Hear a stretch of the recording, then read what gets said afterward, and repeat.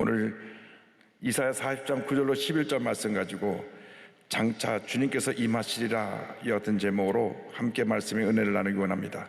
제목을 한번 큰 소리로 따라해 주시기 바랍니다. 장차 주님께서 임하시리라. 장차 주님께서 임하시리라. 성탄절이 두 주 앞으로 성큼 다가왔습니다. 죄와 절망 가운데 살고 있는 온 인류를 구원하시기 위해서 예수님께서 하늘 보좌를 버리시고 스스로 낮아지셔서 육신의 몸을 입고 이 땅에 오셨습니다. 예수님께서 이 땅에 오신 것은 온 인류를 구원하시기 위해서 주님께서 친히 육신의 몸을 입고 이 땅에 오신 것이고, 우리를 위해서 희생하기 위해서 이 땅에 오신 것입니다. 그래서 성탄절의 의미는 낮아짐, 섬김, 희생입니다. 우리가 한평생 살아온 동안 하나님의 자녀로서 진정한 낮아짐의 은혜를 체험하게 되면 우리 마음 가운데 참 평안이 임할 것입니다. 늘 높아지려고만 하기 때문에 많은 갈등과 다툼과 상처가 있는 것입니다. 섬김의 삶을 살면 섬김을 받는 것보다 그 기쁨은 말로 다 표현할 수가 없습니다. 그리고 주님을 본받아서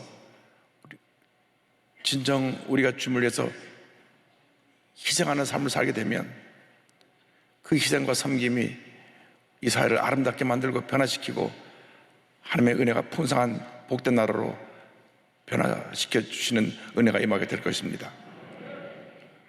이 예수님을 우리가 어떻게 맞이할 것인가, 어떤 모습으로 우리가 주님을 맞이할 것인가, 우리가 우리 주님을 맞이하면서 이 기쁜 소식, 복된 소식, 이 구원의 소식을 온 세상에 전하는 주님의 자녀들이 되어야 할 것입니다. 오늘 성경은 이 아름다운 소식을 전하라고 말씀합니다. 아름다운 소식을 전하라. 이사야 40장 9절입니다. 아름다운 소식을 시온에 전하는 자여 너는 높은 산에 오르라. 아름다운 소식을 예루살렘에 전하는 자여 너는 힘써 소리를 높이라. 두려워하지 말고 소리를 높여 유다의 성읍들에게 이르기를 너희의 하나님을 보라 하라. 성경은 아름다운 소식을 전하라고 말씀합니다.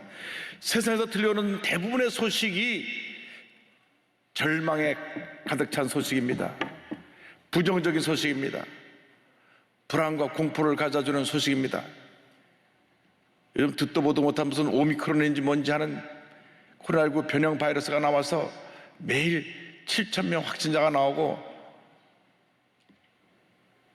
하루에 사망자가 80명까지 나오는 이러한 절망의 소식을 우리가 듣고 있습니다.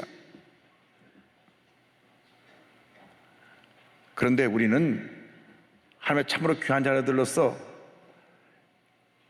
이 세상 모든 사람들이 절망의 소식, 부정적인 소식을 전한다고 할지라도 우리는 희망의 소식, 기쁜 소식, 복된 소식을 만방에 전하는 하나님의 자녀들이 되어야 할 것입니다. 사람을 살리는 생명의 소식을 전해야 됩니다. 아름다운 소식을 전해야 됩니다. 기쁨의 소식을 전해야 됩니다. 그래서 절망에 처한 사람들을 일으키고 낙심한 사람들에게 꿈과 희망을 주고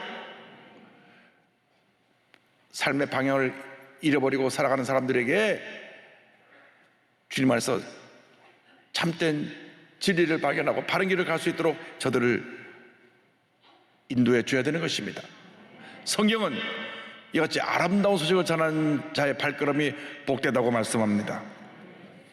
이사야 50장 10절은 이같이 말씀합니다. 좋은 소식을 전하며 평화를 공포하며 복된 좋은 소식을 가져오며 구원을 공포하며 시온을 향하여 이르기를 내 하나님이 통치하신다 하는 자의 산을 넘는 발이 어찌 그리 아름다운가.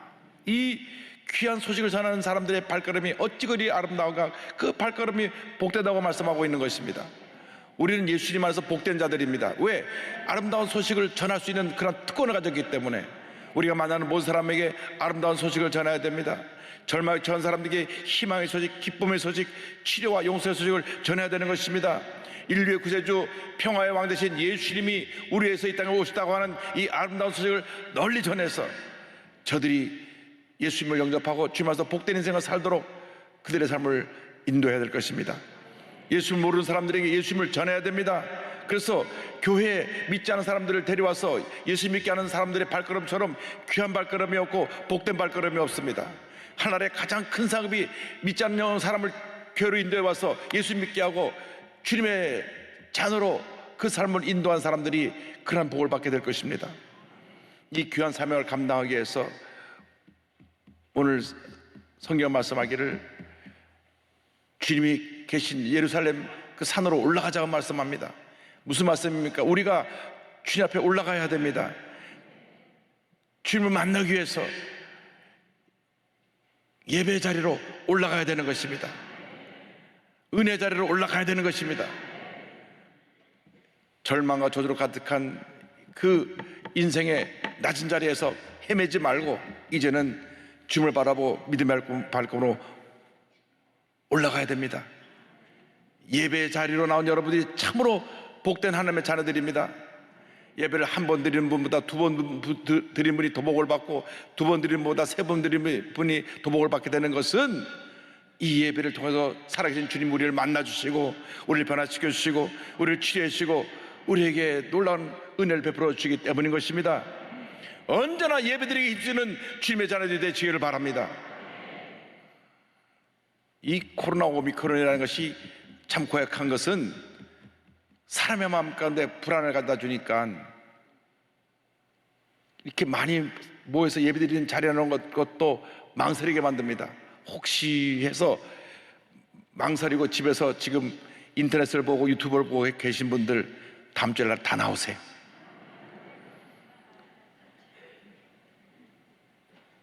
우리가 예배드리는 일을 절대 소홀히하면 안 됩니다.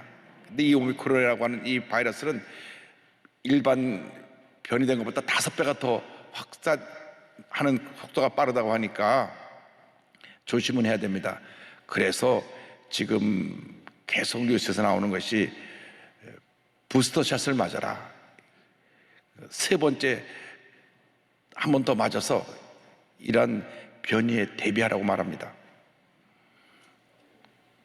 그러나 이보다 더 중요한 것은 우리 마음 가운데 예수님의 희망의 백신을 맞아서 생명의 백신을 맞아서 우리 마음이 기쁘고 행복하고 즐거운 모습이 될 때 하나님의 은혜가 임하게 되는 것입니다.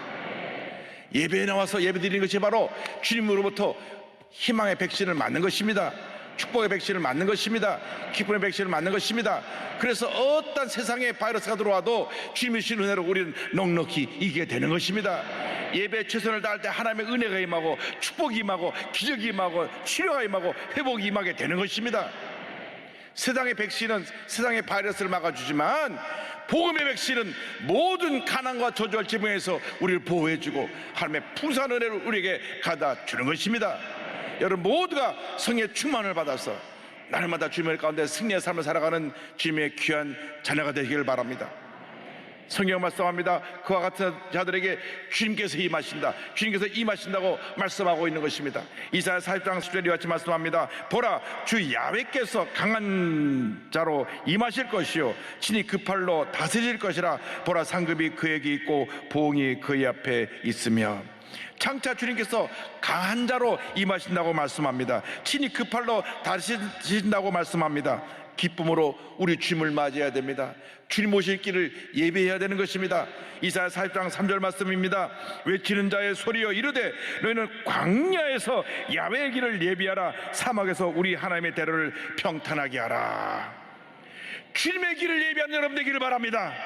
여러분 마음속에 주님의 길을 오실 길을 예비하여서 기쁨으로 주님을 맞아드릴 때에 하나님의 큰 은혜가 임하게 될 것입니다. 마음의 염려, 근심, 걱정, 고통, 괴로움 이 모든 걸 다 치워내야 됩니다. 주님 맞이하시려면 우리의 마음에 평탄한 길이 열려 있어야 됩니다. 늘 걱정하고 염려하고 불안하고 초조한 사람들에게 은혜가 임할 수가 없습니다. 오히려 은혜를 뺏어가는 것입니다. 그래서 주님 앞에 나올 때마다 주여 내 마음에 염려, 근심, 걱정 십자가 밑에 내려놓습니다. 내 마음에 거칠고 상처 입고 모난 부분을 주 앞에 다 내려놓습니다. 예수의 볼로 덮어주어서 마음이 기쁘고 평안하게 만들어 주시고 마음에 거친 것들이 다 사라져 버리고 주님의 평안함이 넘쳐나게 하여 주시옵소서. 그 마음 가운데 주님이 임하시는 것입니다. 그리고 장차 마지막 심판날에 영광 가운데 주님께서 구름을 타고 오실 것입니다. 마태복음 24장 3절입니다. 그때 인자의 징조가 하늘에서 보이겠고 그때 땅의 모든 족속들이 통곡하며 그들이 인자가 구름을 타고 능력과 큰 영광으로 오는 것을 보리라. 주님이 오시는데 오셔서 각자 우리의 한 모든 행위대로 상을 주실 것입니다. 이사야 62장 11절입니다. 야훼께서 땅끝에서 선포하시되 너희는 딸 시온에게 이르되 보라 내 구원이 이르렀느니라. 보라 상급이 그에게 있고 보응이 그 앞에 있느니라 하셨느니라. 주님이 우리 모두에게 상을 주시기 위해서 다시 오시는 것입니다. 그런데 성경 마태복음 25장을 보면 달란트 비유를 통하여서 주님 앞에 충성되고 헌신한 그 종들에게 큰 상급을 주신 것을 우리가 알 수 있습니다. 성경은 말씀합니다. 한 주인이 세 종을 불러 먼 길을 가기 전에 한 종에게는 5달란트, 한 종에게는 2달란트, 한 종에게는 1달란트를 맡기고 떠납니다. 마태복음 25장 14절 15절은 설명합니다.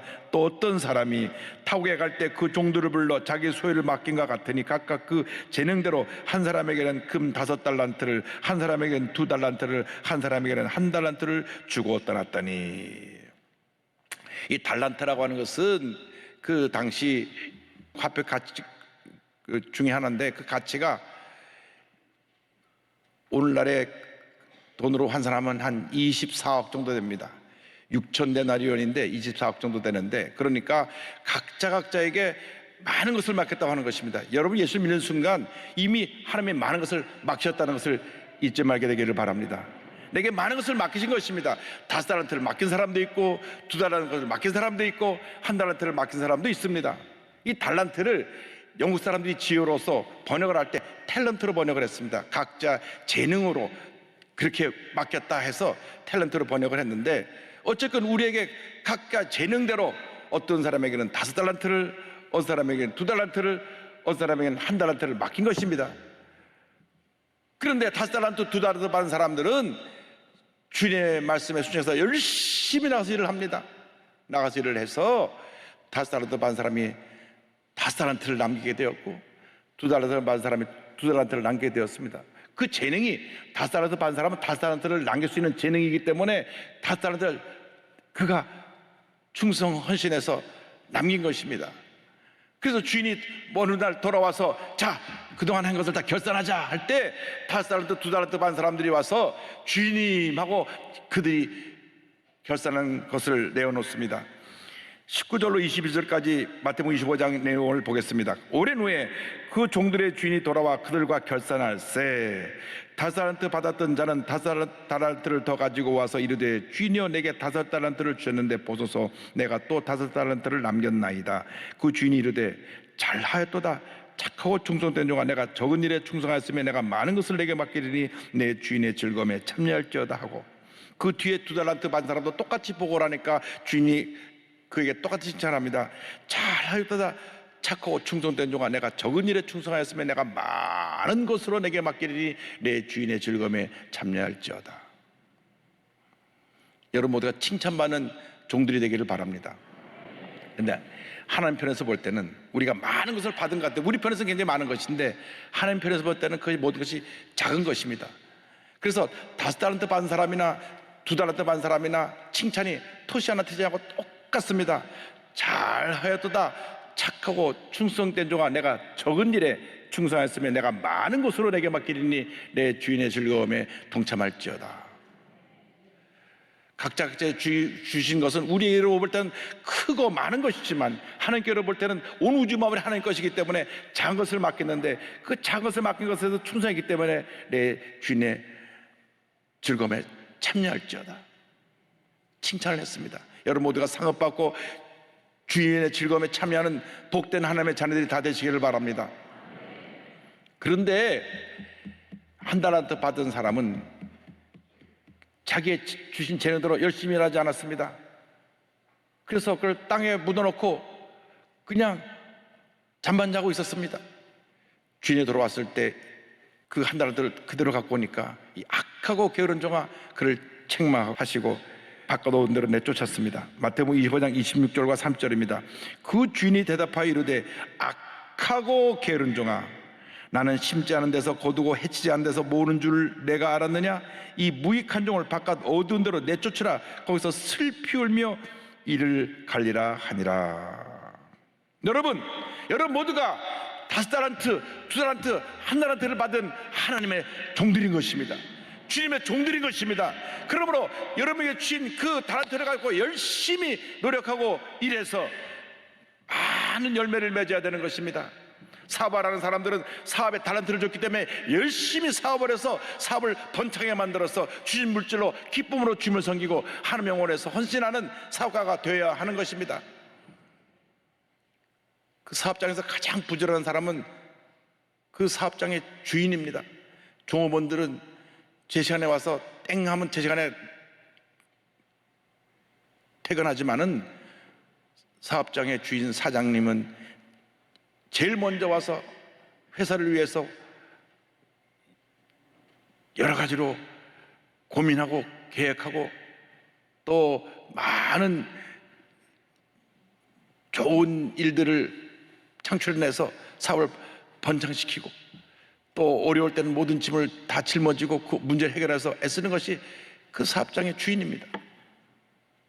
그래서 무엇을 하더라도 하나님께서 맡긴 달란트인 것을 알고 최선을 다해야 합니다. 저희 교회 장로님 한 분이 조그만 음점을 하시는데 이 코로나19로 인해서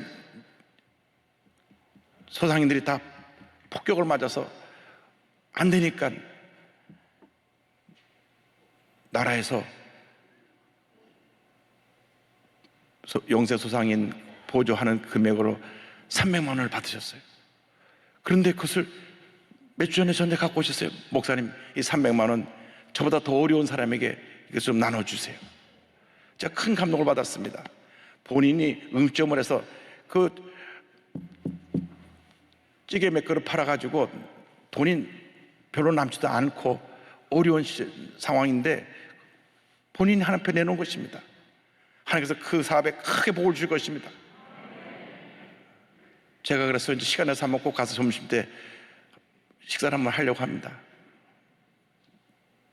하나님이 주신 달란트를 갖고 최선을 다하면 어디서든지 다시 일어나게 만들어 주시는 것입니다. 복의 복을 더하여 주시는 것입니다. 어디서 뭐를 하든 간에 최선을 다해야 됩니다. 직장에는 그 직장 거기에서, 학생은 공부하는 그 자리에서, 선생님은 가르치는 그곳에서 자기의 주신 재능을 따라서 전문인은 전문인답게, 예술인은 예술인답게 최선을 다할 때 하나님께서 복을 내려 주시는 것입니다. 그들에게 필요한 것이 근면과 성실입니다. 잘하였도다라는 말은 최선을 다하는 것입니다. 내가 좋은 일에 충성하였다는 것은 정말 성실하게 했다는 것입니다.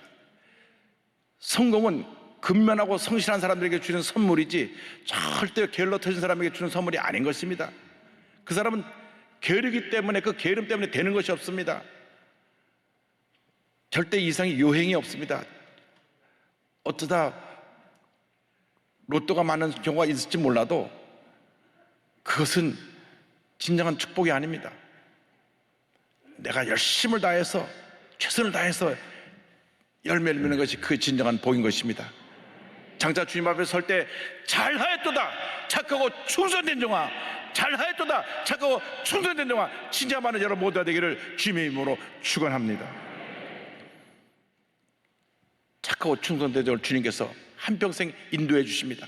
오늘 성경은 주님의 인도하심에 대해서 이사야 40장 11절을 말씀합니다. 그는 목자같이 양떼를 먹이시며 어린 양을 그 팔로 모아 품에 안으시며 젖먹이는 암컷들을 온순히 인도하시리로다.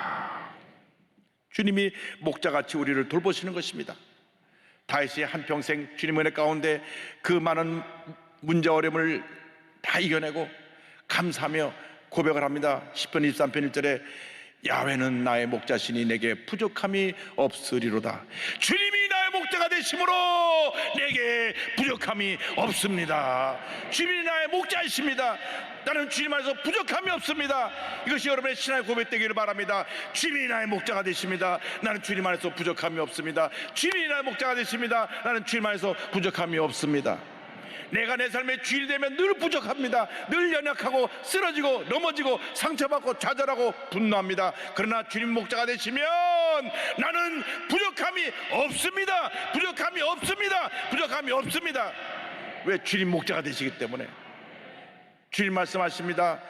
내가 너의 목자가 돼서 널 내 품에 안고 너의 일생을 인도하여 주리라. 할렐루야. 시편 23편 2절 3절이 이어집니다. 그가 나를 푸른 불바다에 누이시며 쉴만한 물가로 인도하시는도다. 내 영혼을 소생시키시고 자기 이름을 위하여 의의 길로 인도하시는도다. 할렐루야. 우리 주님은 변함이 없으신 주님이십니다. 히브리서 13장 8절에 예수께서는 어제나 오늘나 영원토록 동일하시다고 말씀했습니다. 어제나 오늘나 영원토록 동일하신 예수님께서 어제도 우리를 인도하여 주시고 오늘도 우리를 인도하여 주시고 내일도 우리를 인도하여 주시고 영원토록 우리를 인도해 주실 것입니다. 우리의 일생이 주님의 손에 달려있는 것입니다. 시편 31편 15절입니다. 나의 앞날이 주의 손에 있사오니 내 원수들과 나를 핍박하는 자들의 손에서 나를 건져 주소서. 할렐루야. 우리가 계획하고 꿈꾸고 우리가 여러 가지 일을 도모한다고 할지라도 그 길을 인도하시는 분은 우리 주님이십니다. 우리가 믿음으로 바로 서 있기만 하면 우리 일생을 주님께서 가장 좋은 길로 인도해 주시는 것입니다. 잠언서 16장 9절입니다. 사람이 마음으로 자기의 길을 계획할지라도 그의 걸음을 인도하시는 이는 야훼 신이라. 할렐루야. 부와 권세가 주님의 손에 달려있기 때문에 여러분 이 세상 살아가는 동안 물질로 인해서 너무 염려하고 걱정하지 마시기 바랍니다. 최선을 다해서 여러분 있는 곳에서 근면하고 성실하고 노력 있는 재능 가지고 노력을 할 때 하나님께서 부어주시는 것입니다. 역대상 29장 12절입니다. 부와 귀가 주께로 말미암고 또 주는 만물의 주제가 되사 손에 권세와 능력이 있사오니 본 사람을 크게 하신가 강하게 하심이 주의 손에 있나이다. 주의 손에 있나이다. 주의 손에 있나이다. 여러분 주의 손에 붙잡히기만 하면 기적은 일어나는 것입니다. 주의 손에 붙잡히기만 하면 문제가 해결되는 것입니다. 질병이 떠나가고 어려움이 해결되고 기적이 여러분에게 부어지게 되는 것입니다. 절대 긍정 절대 감사의 믿음으로 전제 나가는 여러분 되길 바랍니다. 시편 37편 3절로 6절은 고백합니다. 야훼를 의뢰하고 선을 행하라. 땅에 머무는 동안 그의 성실을 먹을거리로 삼을지어다. 또 야훼를 기뻐하라. 그가 내 마음의 소원을 내게 이루어 주시리로다.